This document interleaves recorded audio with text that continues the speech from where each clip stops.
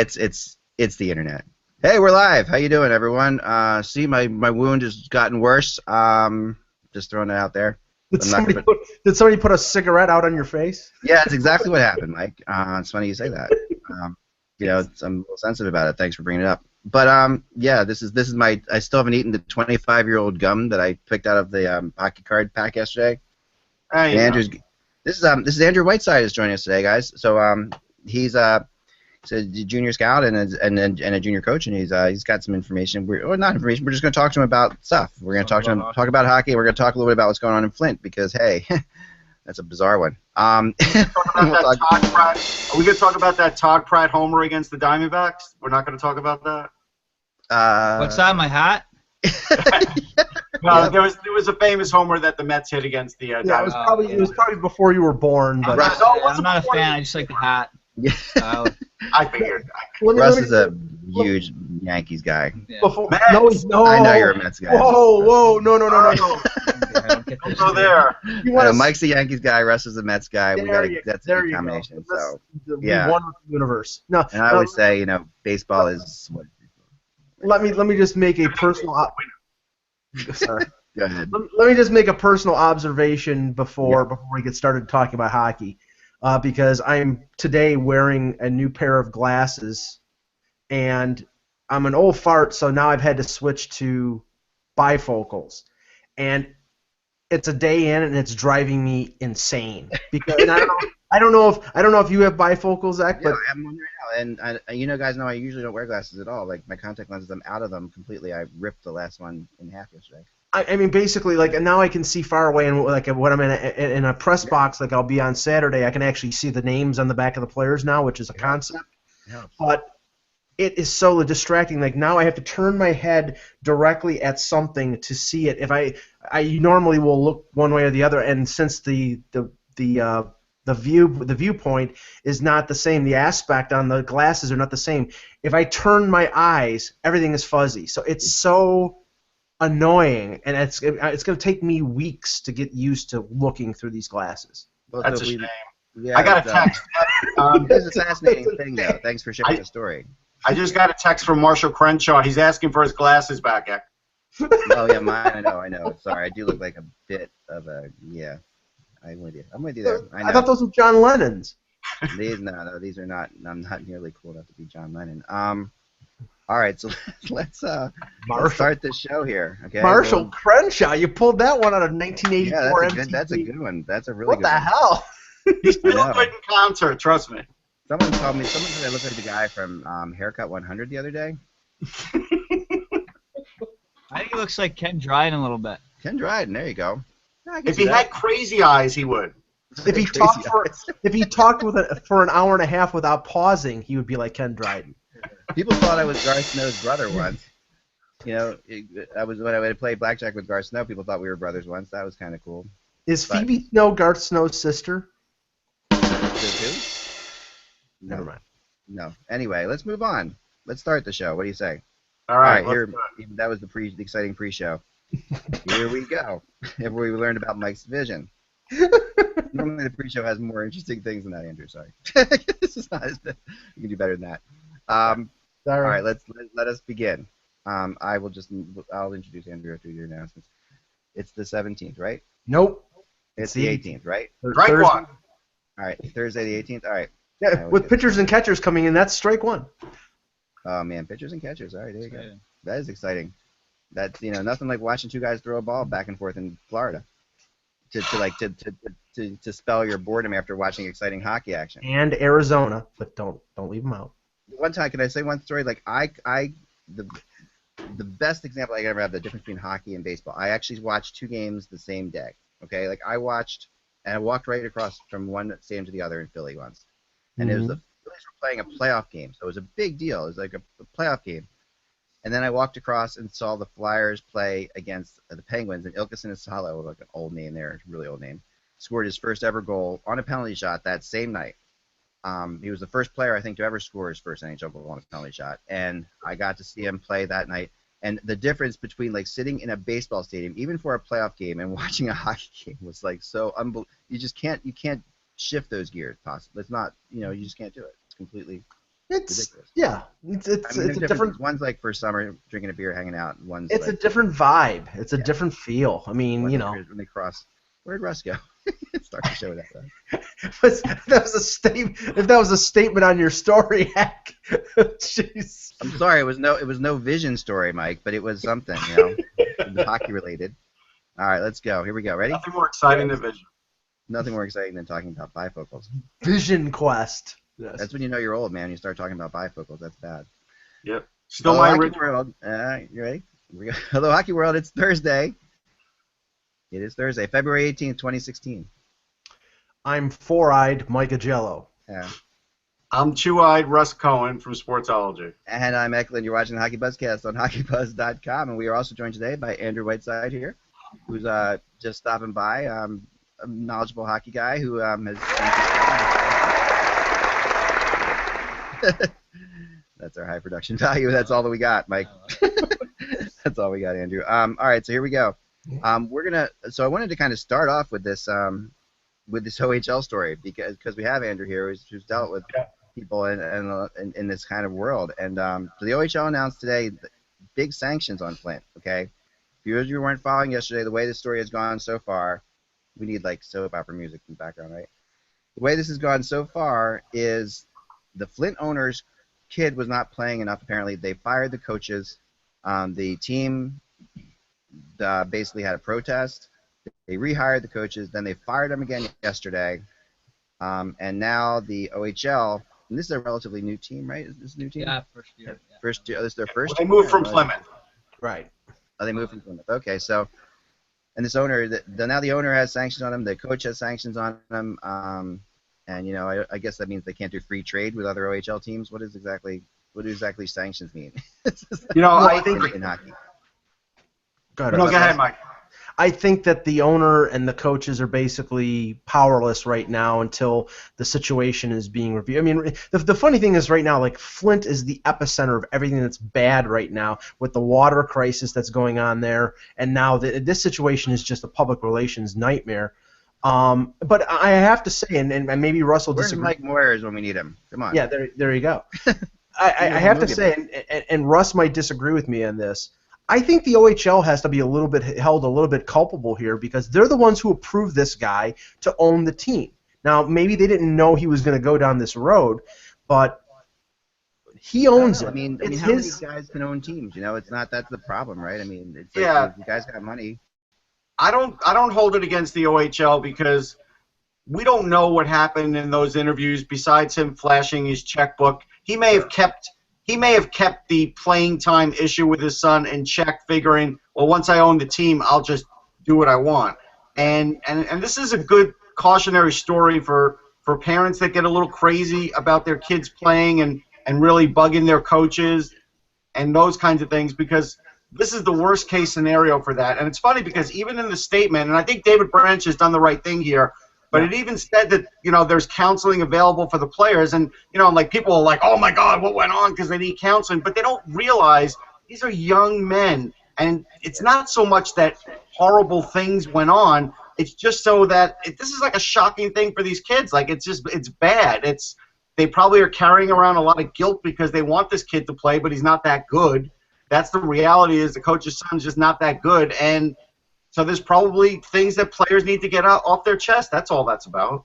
And their future in hockey is being affected by this because, you know, there are prospects on that team, you know, and who knows how many spots in the draft somebody on Flint, you know, how this situation will affect those players. You know, they could be a projected first-round pick because there's been such acrimony going on over the year. Maybe his stock falls to the second round. That translates to money for that player and you know, development and his future. So I can understand why these kids are having a problem with the way things are run. But also, like I said, the owner has a certain right, since it's his team that he owns. Now he owns it by the grace of the OHL, but that's where I'm saying the OHL has some culpability here because they said this guy is our owner. We've signed off on him. Now maybe they didn't know. How much research? I mean, how much due diligence can you really do? You know, like, I mean, Well, that's their that's their. That is their responsibility. But like I said, if you're a hockey guy and we want to move an OHL team and you have the money, it's like, and you're not a total, there's not like a record of you being a total crazy person. People are different with their kids. I mean, there's no question that people get crazy with their kids. That's like he probably be perfectly fine in society, but it's like, I am amazed sometimes by, like, I know, like, for example, Oren Koulis, who used to be the owner of the Tampa Bay Lightning, his son Miles Koulis, he was like, it was Milo, right? Miles, something like that. Miles. Something like that. Miles, right? Yeah, he was an USA hockey guy, right? And he was like a high draft pick, considered going to be a high draft pick, and then didn't get drafted. It was like a crazy. His stock fell really fast. And there's an owner of an NHL team, and we saw it with Peter Luko's son here in Philadelphia. He's still involved with him. Peter Luko did not want his son drafted by the Flyers because he didn't want to deal with this kind of stuff. But yet, so when he was really mad at the scouts said, he's the best guy. We got to draft him right there. Peter's like, he did not want that to happen. Right. You seen this kind of stuff, Andrew? Oh, all the time. It's unfortunate that it has to go down like this, but yeah, it's what it is. I mean, it's hard as a parent, of a kid. I know that if I was owned a team, I would, you live this dream with these kids. Sometimes it's hard to, like, you want them to succeed, and throw them, but you kind of gotta kind of step back and let them figure it out. So. You do, and it's tricky. Well, I'm not sure what branch can do. I mean, I'm sure the OHL bylaws has something in there that they can void the ownership of a franchise. But then this guy has to get his money back. He's invested money in this team. He paid for the team to move them from Plymouth to Flint. If they say you can't be an owner anymore, then they have to find a buyer to buy the team to reimburse this owner for his ownership of the team. If they don't want him to do what he wants to do with something that he owns, so I mean, this is not something that is going to be solved right away. If the sanctions against the ownership and the new coach stick, then the previous coach and coaching staff will probably go back in and finish the season. But how would you feel if you're this guy, Gruden? If you're being yo-yoed back and forth, this is the second time you've been fired. Do you really even want to go back now? I wouldn't. I'd say screw this, forget this. You know this coach, don't you? I know a lot about him, and I hear nothing but good things about him. Through USA Hockey and through other people, and it's a shame that it had to go down like this. Yeah, if you're him, I agree. I mean, you're not going to go back. I mean, everybody needs a job, so it's hard to say, But if there's other opportunities for him.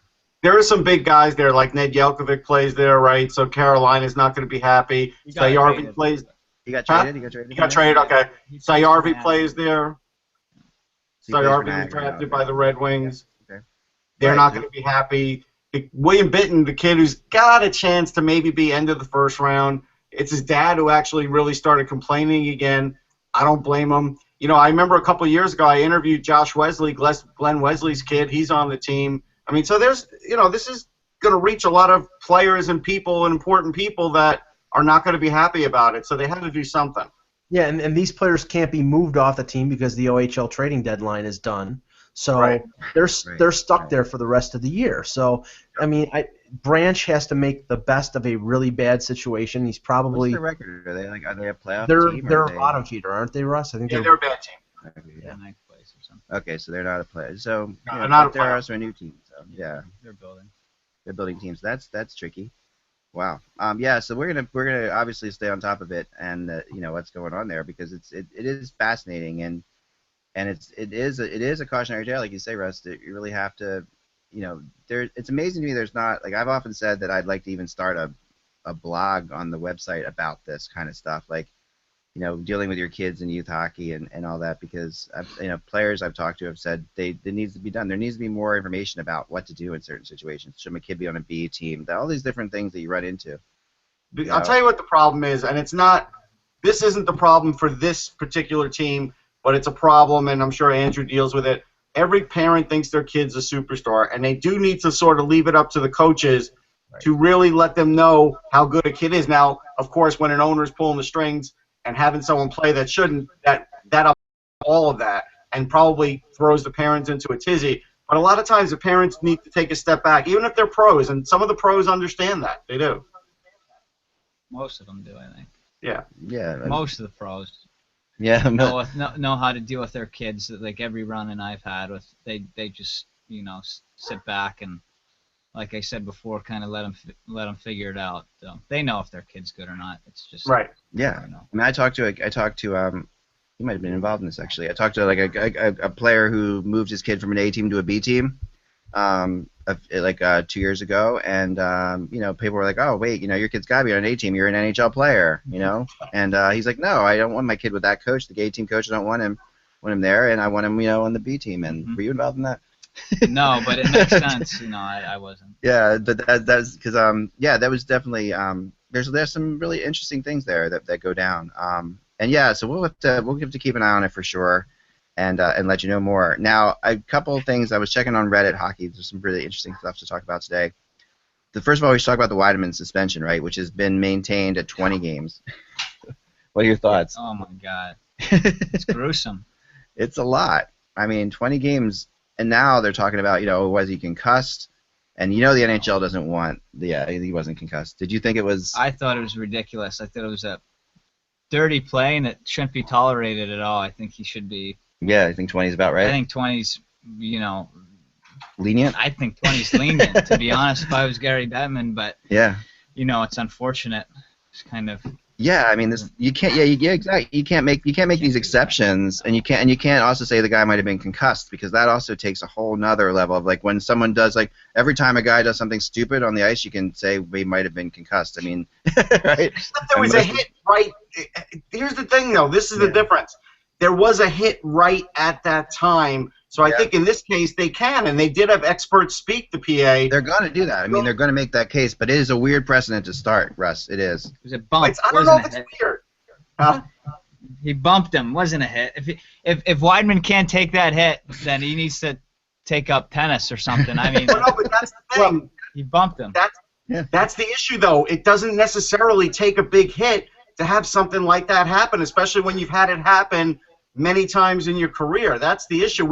That's the part that we got to figure out as people who cover it and people who coach it, is that it could be a minor hit and it's enough to trigger it. I mean, there is nothing more frustrating, right, than like I had to stop playing hockey because of concussions when I was a kid, and that was only because my parents were kind of aware, because most kids just played through concussions back then. Right. But I really, and I do know, like, having come back from concussions after long periods of being out and getting hit again and realizing right away that you've got another concussion, that the anger and the craziness that builds up inside you right away, because coming back from a concussion is such a painful, arduous process of, like, days of not feeling good, and then a day where you feel great, and then a days of not feeling good again.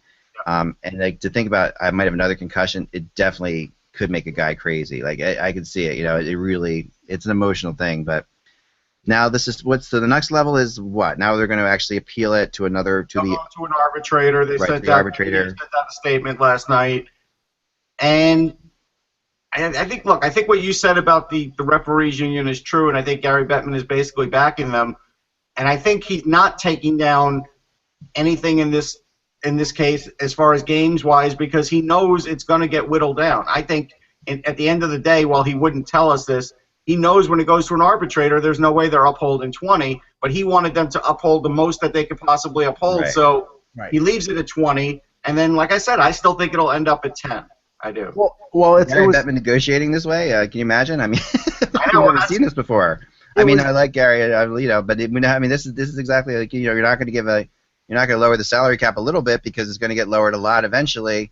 Well, it was pretty interesting, the reaction of Brian Burke yesterday, the team president of the Flames, because he was being interviewed on Tim and Sid, the Sportsnet show, and his reaction was, and I'm paraphrasing here, so if I don't get it exactly correctly, forgive me, but he was complaining about the fact that it took a week and a half for the NHL to make a decision. It was almost like that they were buying time to build up enough games that Wiedemann has sat out, that even after the arbitration, he would be penalized a certain amount. Now he didn't say that, but that was my interpretation of it. It's not really fair of Berkey to say. I mean, the All-Star game took place in the middle there, so I mean, it's like there was a good reason they didn't want to take the pressure, they didn't want to take the spotlight away from the All-Star game. So I thought it was smart to not do anything before the All-Star game. Maybe not, but I mean, in the end, they spent a week and a half and they ended up with the same amount of suspension. That's true.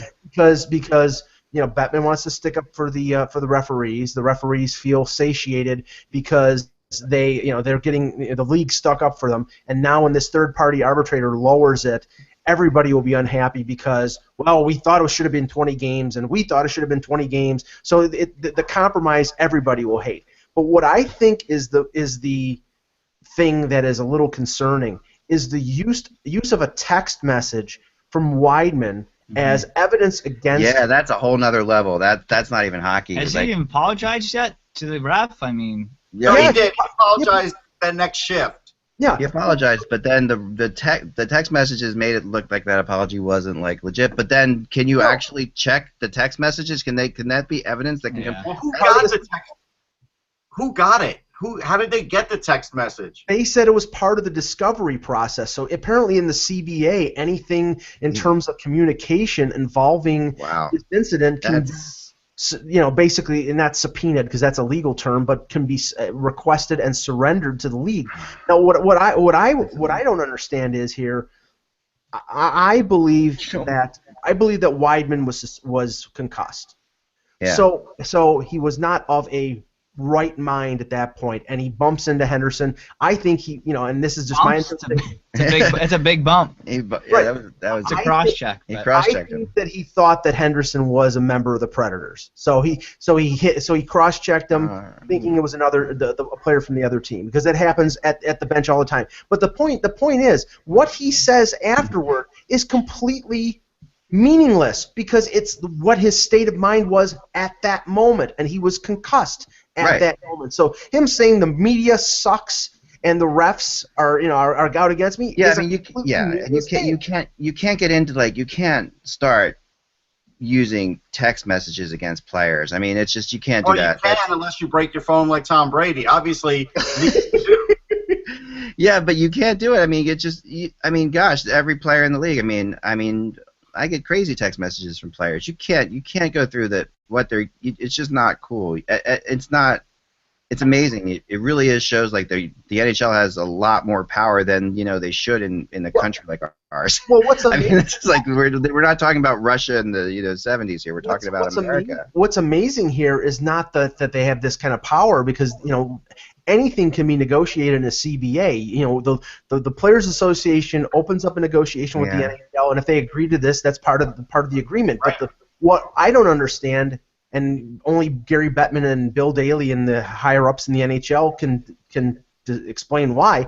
Why did they release the fact that they got this information from a text message? Is it to justify the penalty? Yeah. Because if they did that, then I think, in a way, I think they opened themselves up for a little bit of skepticism. And they did.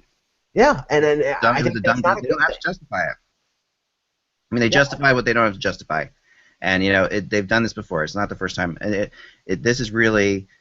Yeah, I don't know. I mean, we're going to have to see where this goes. It's going to get decreased. It's definitely going to decrease. Like I told you before, the crazy thing about this is I know for a fact that Weideman was on the market and that the Bruins were close to picking him up. And the idea was for the Bruins to get him after the All-Star game. And then, of course, this happened. Right now, the Bruins aren't going to pick him up at this point. Nope. But, if it's decreased to 10 games, do the Bruins think about picking him up? Nope. I don't think so. Nope. Nobody's touching him. Nobody's touching him. No one's going to touch him. So I got I hope Artemi Panarin is sending me a thank you card today, because yesterday when I talked about how he's sort of mellowed out and not playing as well on the podcast, now Gaspierre has maybe gained a little ground in the rookies chase. Suddenly he goes out last night and gets his first hat trick. So the curse is back, or in a good way, I guess, for him. But yeah, I mean, that was although he did take a pretty good hit did you see the slash that Yandel gave him after the third one? That was a cheap shot by Yandel. Nice. It was. See, yeah. At this point, I mean, don't get me wrong. I've been very impressed by Gaspierre. I think he's going to be an excellent defenseman. I think he's got to improve on his play in his own zone, but offensively, he's got great vision and a lot of talent. But right now, even with the point streak that he has, he's not in the top 3. I don't think he's. I think he's in the maybe in the top 6, but he's I'd not say in the top top 5. 3. I'd put him in the top 5. Who's Yeah, your top? I mean- Who's your top 5 then? Okay, Larkin, Okay. Panarin, Right. Eichel, Right. McDavid. Yep. And then then you go into Parayko and you go into Max Domi, and Gostisbehere is probably in that level right now. But if he continues to do what he's doing, he could probably get up to 4th, but 4th or 5th. But if McDavid continues to score at the pace that he's scoring, he's going to be in the top 3.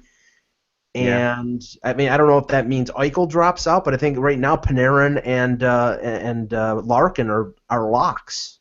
I'll tell you who's in mine. I've got Larkin, Panarin, Gibson, Eichel, and then I think Gostisbehere would be 5. Here's the thing about Panarin. I got a text from somebody yesterday, so this is what you have to go up against when you vote. Like I vote, right? And you can't just vote strictly points because, like, if you watched that game yesterday, you realize that Patrick Kane helped him with the 1 goal. He got an empty net on the other goal, and a great play by Anisimov in front of the net was another reason that was a good shot. So he earned that goal for sure, and he got all 3, right?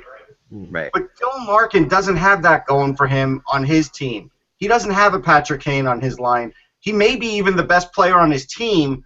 Yeah. He's 3rd in the league in plus minus. That's everybody in the league. That's not just rookies. Right. Right. And he's great on faceoffs. And so, like, I know those aren't sexy things when you're looking at it because you say, oh, look, Panarin's 15 points ahead of Larkin. But the thing is, it's the whole equation, and I think people forget that. Right. No, you're right. I mean, I think what Larkin and Gostisbehere are doing are in some ways. That's why I think they're both really impressive. Like they are both like Gostisbehere could be arguably one of the best players in the Flyers right now too. Yeah, he is. You know, At this moment, he is. Yeah, I mean, and definitely the best defenseman, right, that they have. So At this moment, he is. Larkin's the best forward. Now I want to talk about Yandel for a second because that now I read Larry Brooks yesterday or today, I guess it was, and where he says now he thinks Yandel will not be traded. Larry's really thrown it up against the wall. He really is. Because here's the thing. Think about this, because he also talked about Eric Stahl. Think about if they traded, like, Oscar Lindbergh and a future first-round pick, because they don't have one this year, and I think they might have one next year. Is that worth it for Eric Stahl? No, because the Rangers' problem last night was they were bad on the PK, and they don't win enough faceoffs. Eric Stahl doesn't do either one of those things. He is a big Canadian center, but there are fans out there thinking, well, you just need a big Canadian center who could score some points and you'll win the Stanley Cup. And it's a little bit more than that. Well, I'd like Larry and I'd like Jeff Gordon to explain to me how they fit Eric Stahl's $8 million contract under the cap. Unless Carolina's got to hold half of it, you know. So it's going to be or if they put Rick Nash on LTIR.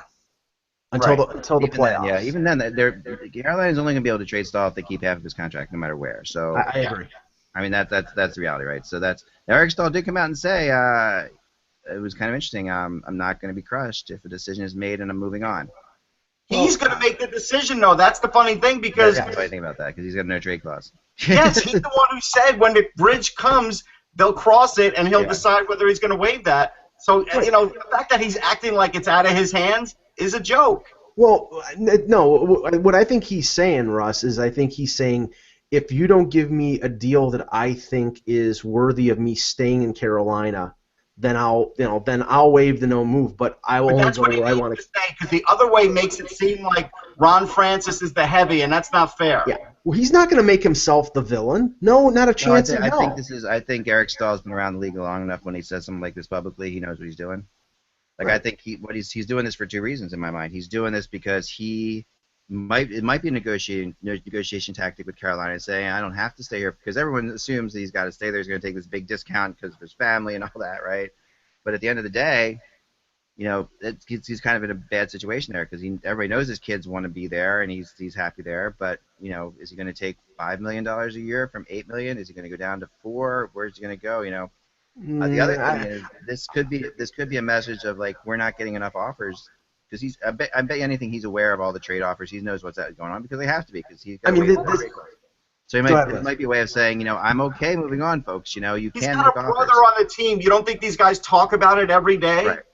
Right. And Mark Stahl, in New York, the Stahls, it's not like a law that they have to play on the same team. No, but I think this could be a case of Eric Stahl drumming up business. I think that is a possibility. Possible. I mean, if they do that, I mean, the theory out there, and that this is sort of the urban legend out there, is that he might accept the trade, but that he might be going back to Carolina during the summer. He might go right back. If they don't have a realistic chance of making the playoffs, and right now they're still in the race. It's not. I don't think it's realistic, but they're still in the race. If they drop out, if they lose 3 of the next 5 games and they're 10 points out, then he's moving. But he's moving so the organization can get assets for him, and then if he comes back, those assets are going to help the team be better. So it's a win-win for him, and it's a win-win for the Hurricanes. Yeah. Yeah, you're right. You're right. I think you're right about that. So, But I think Yandel will still get traded. I think this is all just nonsense because I think at the end of the day, as much as the Rangers want to make it to the Stanley Cup, they have to look at it and say, is this going to make us win the Stanley Cup or at least get there again? And by keeping Yandel and losing the picks in Duclair and not getting anything in return, right, in the next 2 years, that will kill them. I mean, they can get something for him that they can have on the roster for 3 or 4 years. They could get themselves a good young forward or maybe a decent young defenseman.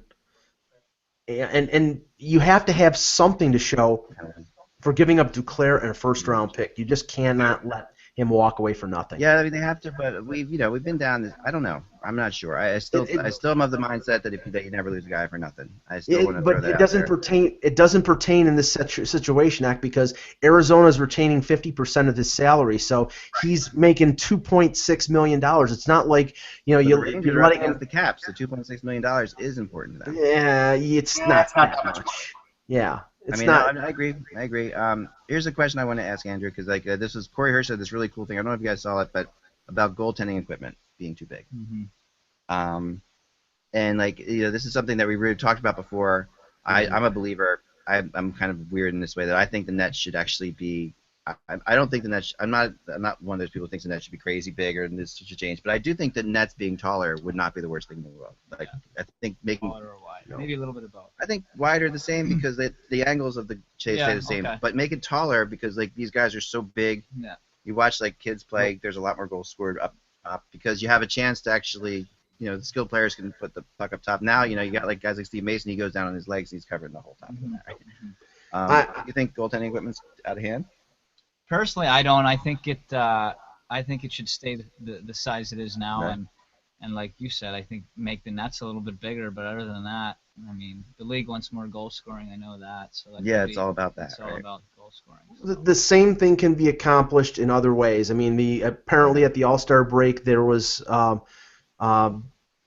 think it was Kay Whitmore. They had displayed some altered goaltending equipment with the pads being a little rounded or tapered or things of that nature. I mean, that could be done. I don't think it affects the safety of the goaltenders to have a pad a quarter of an inch or a half an inch narrower or the last thing I want is the goal changed. The only thing I could say is suggest in terms of the goal itself is either you have posts that are angled in so the pucks would go in off the post rather than bouncing straight out, or thinner posts. Have the net the same size but posts that are not this wide but this wide. I mean that would add a half, maybe an inch or an inch and a half on each post. And for players who can hit a plate, an inch and a half is a lot of room. So I mean something like that. But do not. Patrick Roy has always been about angling the post. Yes. having them come to a point which seems kind of dangerous. Yeah, I don't know. I say leave the nets the same. I say make the equipment slightly smaller and get rid of the trapezoid. You get rid of the trapezoid, you'll have guys setting up behind there like Gretzky used to, and you'll have more goals instantly because then goalies won't be back there just taking their sweet you-know-what time waiting to clear the puck. There'll be other players back there having possession and looking for somebody in front of the net. Agreed. For sure. We all agree the trapezoid is ridiculous. Yes. I don't understand it. I want the goaltenders to be out of the net because bad things happen when the goaltenders are out of the net. And and I was a goalie. I mean, I go out of the net, and I would expect to get hit if I get out of the net.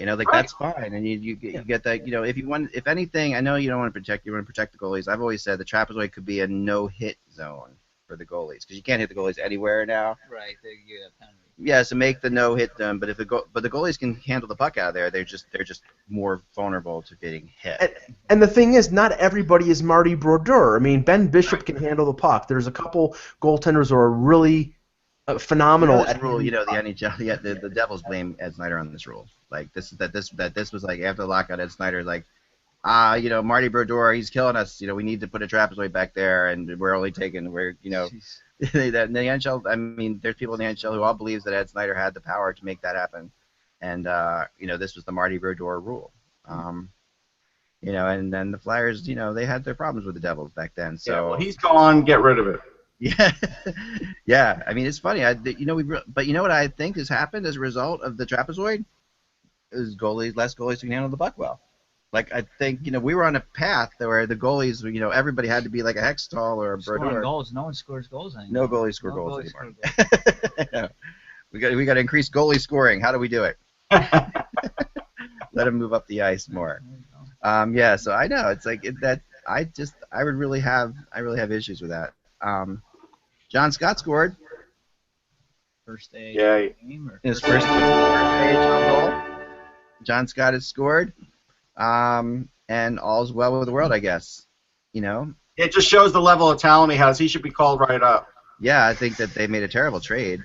Yeah, but when they call him up, it'll be Vince Vaughn that comes up and not John Scott because Vince Vaughn is supposed to play him in the movie. This is like doing like a Where's the Beef movie or something. Like this is like such a. It's going to be a Disney movie like The Rookie, or like one of those feel good like it's just gonna be. It'll be. Are they going to include the other parts of John Scott's career in this Disney movie, like the earlier parts of his career where he? Because that doesn't fit the narrative. It's going to be like him with his wife and his a couple cute daughters, and that'll be. I mean, fun. I was at the All-Star game, and people were saying that this is a Disney movie we're watching. Like, yeah, that is what it felt like. They better have that clip of Mike Milbury talking about him, otherwise it's not legit.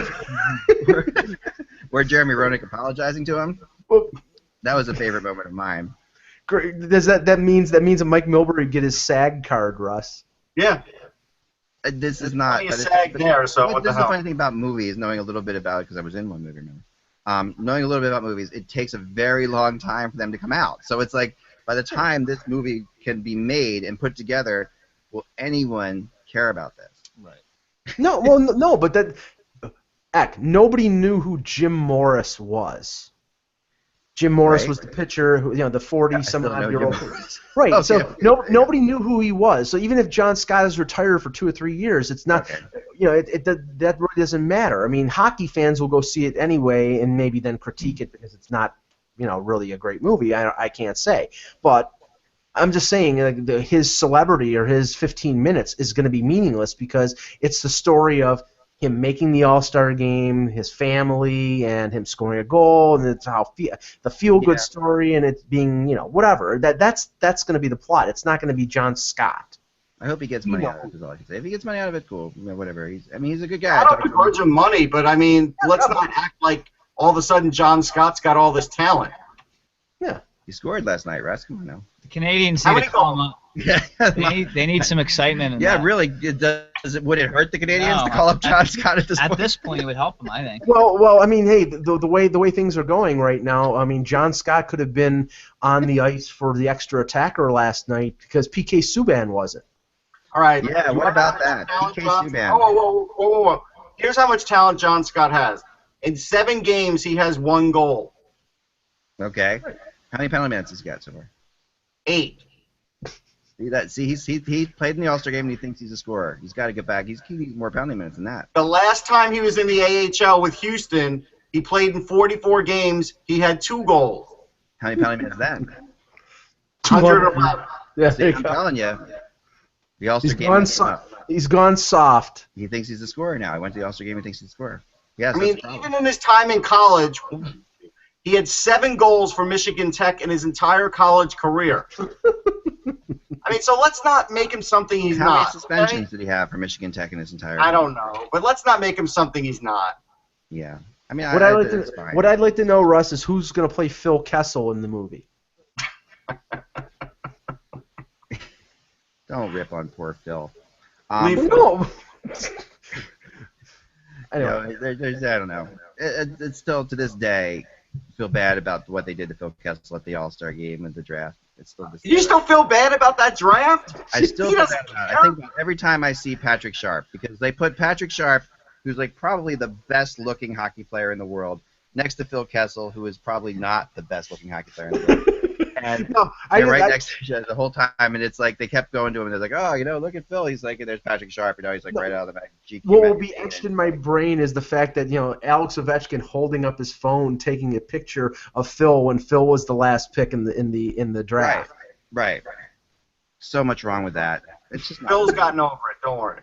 He's gotten over it, yeah. And he's, like I've said, Phil's actually a really good guy. And when I covered when I covered the U.S. team practice, I'll never forget. Like we were all sitting interviewing players, and he comes out, and we where's Phil Kessel? And we turn around the corner. He's like playing street hockey with a bunch of kids in the alley, just like hanging out. And they all thought this was the greatest thing ever. And he was having a blast. He was laughing. The second he gets back to me, he's like, "Rrr." But he just doesn't like to be around the media. It's okay. Right. He's just one of those guys, He's not a bad. You saw him on 24/7. He's dull and boring. That's just Phil. Yeah. But he plays a heck of a game of table tennis. Yes, he does. Yeah, And right. Paul, he played Paul in that episode too. He did. Remember that? Yeah, he beat Bozak in his He did. apartment in his penthouse. Yeah, that's like that was. There were some moments there where you're like, okay, well, that's how hockey players live. Yeah. Rumor central here. Scotty Hartnell. The irony here is incredible that the Penguins are looking at Scotty Hartnell as a possible. I mean, Scotty Hartnell has been a Penguin killer his whole career.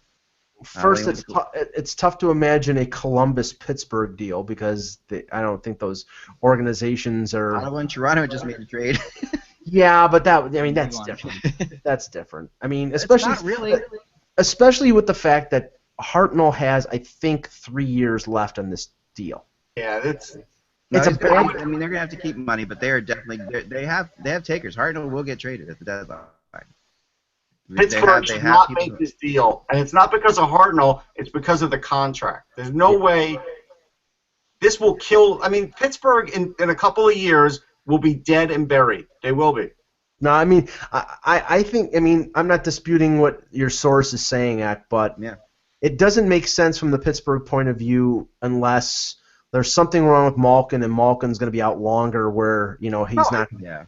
This makes sense from a Jim Rutherford standpoint. I disagree with that. It just doesn't make sense in the real world because Jim Rutherford's going to walk away and he's going to leave the Penguins in a gigantic mess. Right. I mean, right now they really don't need another top 6 guy. I mean, unless they would feel more comfortable moving Hagelin down to a third line. I mean, Hagelin's playing top 6 minutes right now, but it really doesn't matter since he's on a contract for another 3 years, I think. So, if they think he fits better on a third line, okay.